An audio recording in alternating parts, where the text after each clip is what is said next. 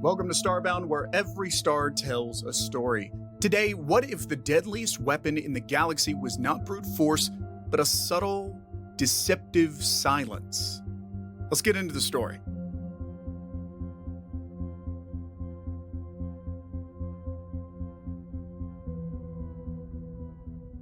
Stop! Say yourself so. The voice choked, garbled by static, laced with a terror that sent chills through Admiral James Sinclair's weathered body. Its final fragment dissolved into the empty hiss of a dead transmission, a chilling silence from the besieged Narkan Homeworld. His hand clenched around the comms panel so tightly his knuckles turned white. "Fleet comm, give me the full transcript." "Already cleaned up, sir." A communications officer responded, her voice crisp, hiding the lingering tremor they all felt. "Nothing decipherable beyond that, Admiral." Sinclair turned towards the vast viewport. Below them, a dead planet. What had been the Narkan capital only hours ago was cratered, burned, a testament to human wrath laid bare for the stars to see. He expected to feel victorious, righteous. Instead, the icy dread he had felt first at the transmission was turning into roiling nausea. What did they find? What could make a warrior race, a people that hurled themselves at humanity with such viciousness, crumble like this? 6 months earlier, the bridge of the exploration vessel Artemis shimmered with restrained tension. A small, bulbous Narkan ship, all sharp angles and exposed struts hung in the projection before them. They weren't broadcasting a standard hail, but a series of taunting insults, clearly a deliberate provocation. Standing beside the comm station, Lieutenant Zara Khan clenched her fists so tightly her nails bit into her palms. This is her first posting after the academy, her first taste of real diplomacy, and it was already curdling her stomach. "Captain," she began, "with all due respect." "Maintain composure, Lieutenant." Captain Alessander interrupted, his voice a soothing rumble. "These theatrics are standard procedure." "Standard? Right." Their shoulders sagged. The Narkan had been a constant thorn in humanity's side for almost 3 centuries now, ever since Earth made its clumsy, hopeful entrance into the galactic community.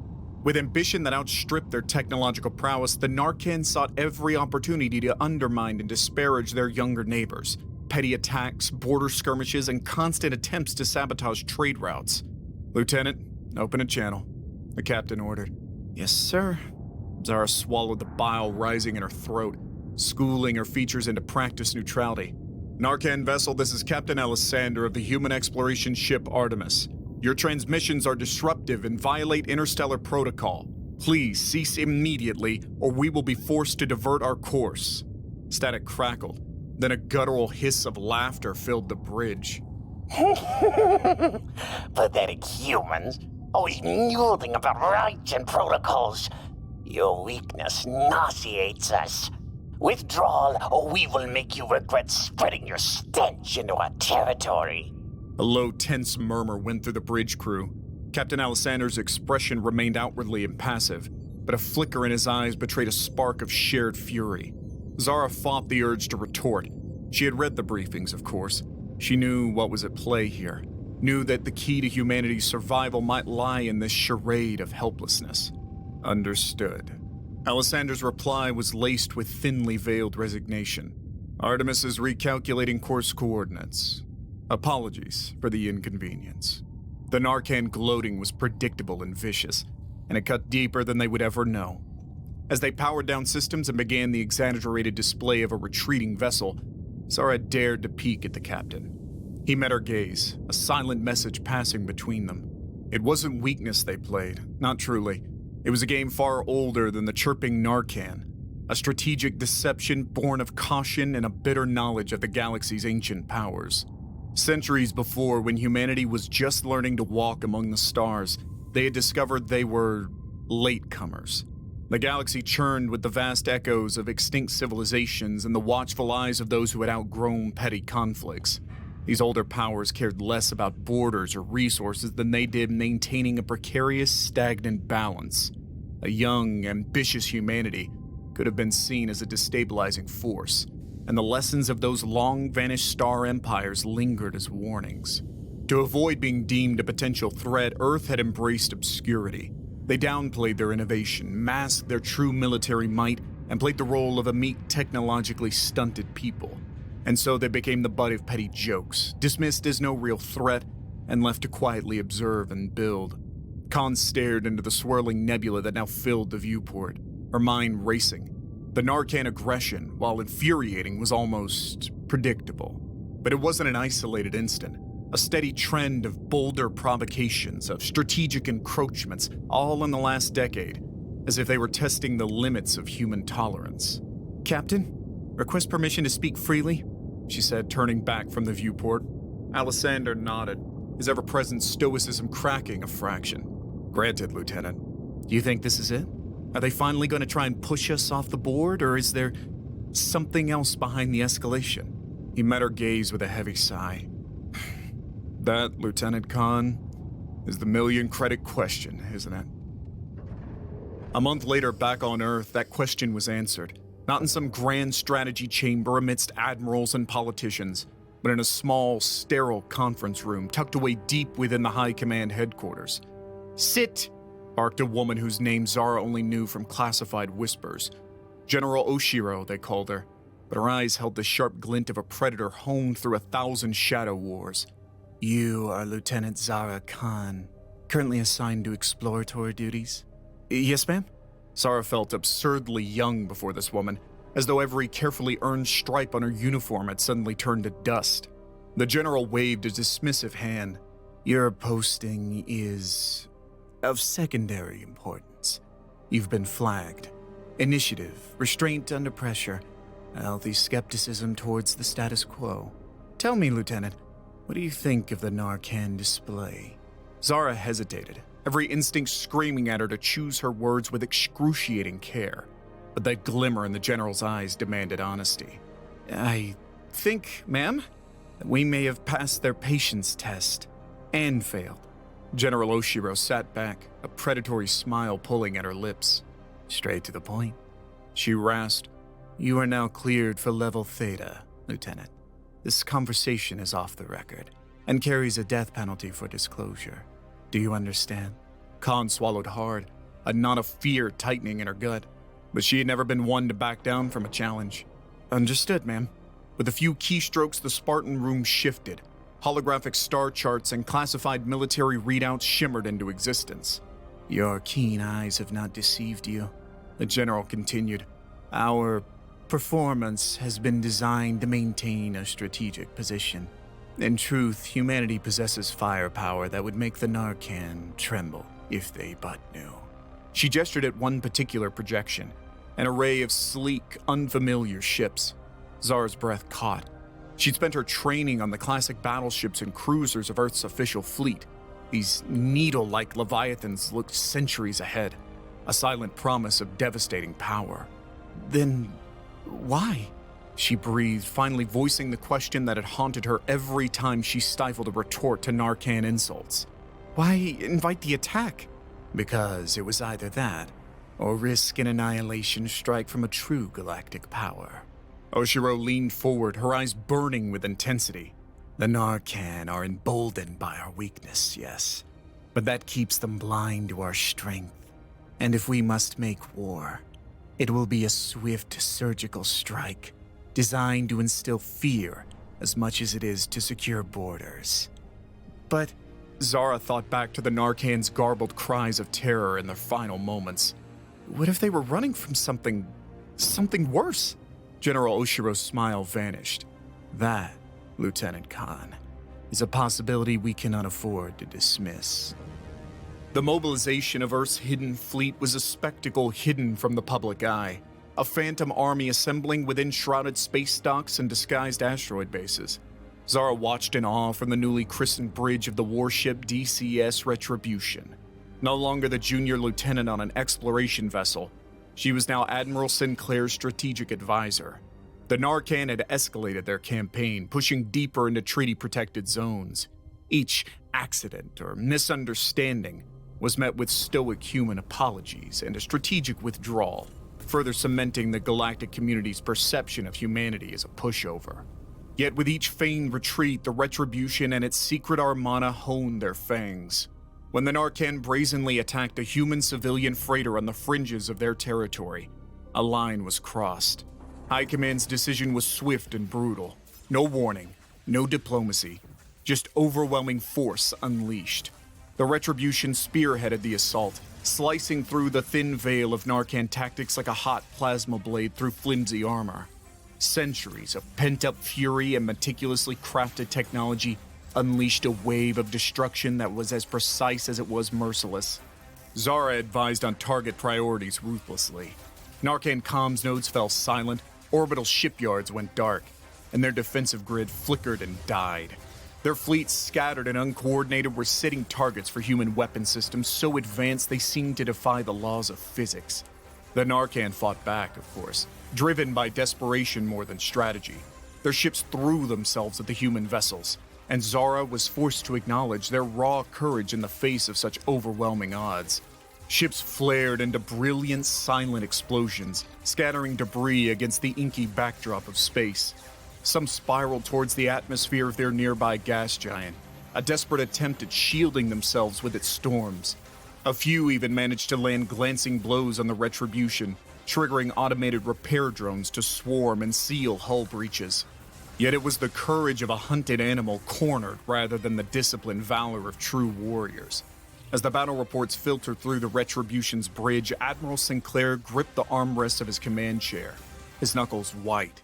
This was no longer a battle. It was a calculated slaughter. The push towards the Narkan homeworld was a blazing comet trail of destruction. Every Narkan challenge was met with threefold force, every act of defiance punished 10 times over. And still the planet loomed closer, its pale blue shimmer surrounded by the wreckage of its once boasted defense fleet. Admiral? Zara turned, her strategist mask hiding a deep unease. Our current projections put civilian casualties at... She couldn't finish the sentence. The Narkan were ruthless, yet the thought of entire cities wiped from existence turned her stomach. Sinclair met her gaze, his features etched with a weariness that belied his years. Noted. But to hesitate now is to invite a war of attrition. We cannot allow that, Lieutenant. Prepare the message. His voice was flat, devoid of emotion. It sent a chill down Zara's spine. She had studied enough military history to know what that order meant. Not annihilation as some trigger-happy commanders might demand, but a punishment. A display of power so undeniable it would scar the planet and break the Narkan will to fight. A message echoing not just to their enemies, but to the galactic audience always watching. Cross humanity, and this is but a taste of the devastation you bring upon yourselves. The Retribution hung over the Narkan capital, a monstrous shadow eclipsing half the world below. From the bridge viewport, cities resembled intricate circuitry on a fragile blue marble. The order came, devoid of fanfare, of bluster, a series of precise coordinates transmitted on every open Narkan frequency. It was both a death sentence and a meticulously crafted lifeline. The Narkan had mere hours. Time to evacuate the targeted zones should any vestige of organized leadership and sanity remain within their ranks. Then, hellfire. Not the complete obliteration of a planet, but a calculated strike. Critical infrastructure, military hubs, the beating heart of the Narkan war machine. As orbital cannons charged, a final transmission crackled the life from the planet below. The now familiar, guttural hiss of the Narkan language echoed, followed by a mechanical translation. Stop! Say yourself! So... The voice choked off, fading into ragged static. Then an eerie silence descended, broken only by the low hum of the Retribution systems. Fire. Sinclair ordered, his voice devoid of all emotion. A blinding flash lit the viewport. Zara shielded her eyes, but she couldn't look away as the Narkan capital blossomed with the silent detonation of orbital warheads. The world below seemed to pulse, ancient volcanoes rupturing across its surface, spewing fire to stain the pale clouds crimson. The strike was over in minutes, leaving the shattered remnants of a once vibrant world to spin slowly amidst its own destruction. The transmission embedded in that final message, a chilling echo of their desperate plea, bounced across every comms channel in the Retribution's bridge. Stop! Say yourself! So... The return to Earth was a stark contrast to the expectations that had simmered with every light year traveled. No cheering throngs greeted them in orbit. No celebratory pronouncements echoed across comms channels. The heroes of humanity slipped back into place amidst an uneasy silence. They found no respite on the world below. Galactic news channels seethed with outrage. Condemnation flowed not just from the predictable pacifist corners, but even from old, established empires who normally treated humanity with condescending indifference. Their message was surprisingly united. This was not the measured defense of the wronged, but the cold-hearted butchery of a cornered foe. Yet the fleet held together. Admiral Sinclair became the bulwark. In formal debriefings, he presented the cold, analytical truth. The necessity of the strike, the surgical precision, the minimal civilian casualties. His voice remained steady, his posture unwavering, a pillar of military discipline amidst the swirling storm of public opinion. Alone in his quarters, however, that mask would crumble. Haunted eyes stared into the holographic projection of the Narkan Homeworld, now a broken, burning testament to humanity's wrath. What have we become? He muttered. The question not for Zara, not for his superiors, but for himself in the dark silence of his own conscience. To be feared more than the Narkan themselves? What does that make us? The Narkan transmission with its stark terror played on loop in his mind. No sensor analysis, no tactical breakdown of their final hours could explain the horror that choked that final desperate plea. They had broken the Narkan war machine, but not their fear. That fear was a specter now, an echo without a source, whispering a chilling warning to all of humanity. Something else lurks in the dark corners of the galaxy, something that even the ruthless Narkan would not dare fight. The diplomatic fallout was explosive. Ambassadors were recalled, long-standing trade agreements frayed, and once amicable alliances cooled. Within months, Earth became something of a galactic pariah, a dangerous upstart, tolerated but never again trusted. The price for their display of power was isolation. But in the cold depths of high command, one chilling truth had been crystallized. That calculated strike against the Narkan homeworld had never been the real victory. It merely bought humanity precious time. Fleet expansion programs exploded in scale. Military R&D previously relegated to obscure labs became a priority fueled by a fear that was far more potent than political pressure. Every eye in the sky, every deep space listening post, was focused not on their galactic neighbors, but further out, into the black. They sought not enemies, but answers. What out there could reduce a relentlessly aggressive people like the Narkan to that final terror-stricken scream? The message of the Narkan echoed not just through humanity's systems, but throughout the wider galaxy. The old powers, content for so long with their stagnant spheres of influence, now stirred. There was a shift in the currents of interstellar politics, an undercurrent of unease as ancient treaties whispered of protocols and pacts forged in the shadow of long-dead civilizations. A new era was beginning. The vast game board of the galaxy had been irrevocably altered, and humanity, through blood and starlight, had forced its way to the table. They were no longer the meek newcomers, the butt of jokes and petty aggression. Now, with their fleets armed and watchful eyes fixed on the abyss beyond the known stars, humanity became a question mark, an unknown factor in a universe suddenly fraught with a terrifying new potential. And just at the edge of transmission range, the last chilling words of the Narkan echoed into the silence again.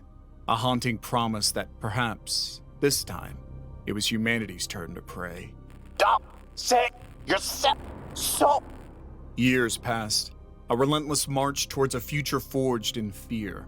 Admiral Sinclair, with streaks of gray now threading through his once fiery hair, remained a solitary figurehead, bearing the weight of the galaxy's changed perception of humanity. His once steady voice now held a subtle tremor when he addressed the new generation of cadets. Victory, he'd rasped to the hall of bright-eyed young faces, is a fleeting phantom.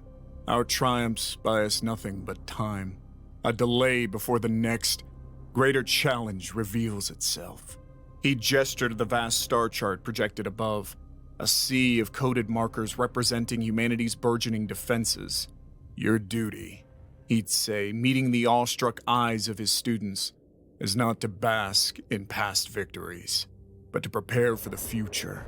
For the darkness out there is vast, and we have but scratched its surface.